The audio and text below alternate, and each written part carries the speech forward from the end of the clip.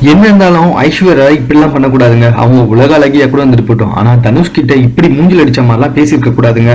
அது மட்டும் இல்ல, தனுஷ் தான் அவருடைய மாமாவான அமிதாப் பச்சன் கூட நடிச்சிருக்காரு. ஒரு சக நடிகருக்கு இப்படிலாம் அவமானப்படுத்தக்கூடாது அப்படின்னு சொல்லிட்டு தமிழ்நாட்டில் இருக்க எல்லாருமே ஐஸ்வர்யா ராய் மேல கோவப்படுற அளவுக்கு ஐஸ்வர்யா ராய் தனுஷ்க்கு அவமானப்படுத்தி அமைச்சிருக்காங்கன்னா பாத்துக்கோங்களேன்.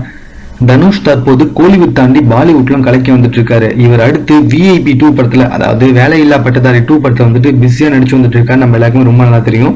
இந்த படத்துல வந்துட்டு சர்ச்சை நாயகி அமலாபால் நடிச்சிருக்காங்க.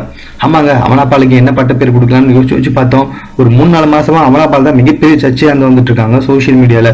சோ அவங்களுக்கு சர்ச்சை நாயகின்னு பேர் வைக்கணும். சர்ச்சை நாயகி அமலாபால் வந்துட்டு இந்த படத்துல ஹீரோயினியா பண்ணியிருக்காங்க. முதல் பாட்டுலயும் இவங்க தான் பண்ணியிருக்காங்க.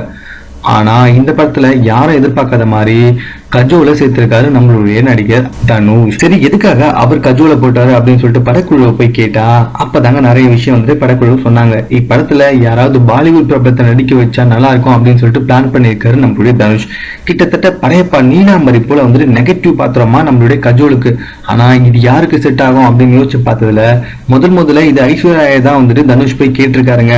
ஆனா ஐஸ்வர்யா என்ன பண்ணிருக்காங்கன்னா, முழு கதையும் அமர உட்காந்து டீ காஃபி பிஸ்கெட்லாம் சாப்பிட்டு முடிச்சதுக்கு அப்புறமா வில்லியாக நடிக்கிறதுக்கு எனக்கு ஐடியா கிடையாது, ஸோ என்னால் இந்த படத்தில் நடிக்க முடியாது அப்படின்னு சொல்லிட்டாங்க தனுஷ் கிட்ட. எங்க இதை ஸ்டார்டிங்லேயே சொல்லியிருக்கலாம், எதுக்குங்க படம் முழுக்க கேட்டுட்டு அதுக்கப்புறமா சொல்றீங்க அப்படின்னு சொல்லிட்டு தனுஷ் கேட்காத குறையா மூஞ்ச வச்சுக்கிட்டு வந்திருக்காருன்னா பாத்துக்கோங்களேன். இதன் பிறகு இந்த கதாபாத்திரத்துக்கு கஜோல போடலாம் அப்படின்னு சொல்லிட்டு முடிவு பண்ணிருக்காரு நம்மளுடைய தனுஷ். என்ன இருந்தாலும் ஐஸ்வர்யா பண்ணது ரொம்ப பெரிய தப்புன்ட்டு எனக்கே தோணுதுங்க. மேலும் இது போன்ற சினிமா தொடர்பான செய்திகளை உடனுக்குடன் தெரிந்து கொள்ள எங்களுடைய சேனலை சப்ஸ்கிரைப் பண்ணுங்க. இந்த வீடியோ பிடிச்சிருந்தா லைக் பண்ணுங்க. உங்களுடைய கமெண்ட்ஸ் எதுவாக இருந்தாலும் பரவாயில்லைங்க, எங்களுக்கு போஸ்ட் பண்ணுங்க. தேங்க்யூ.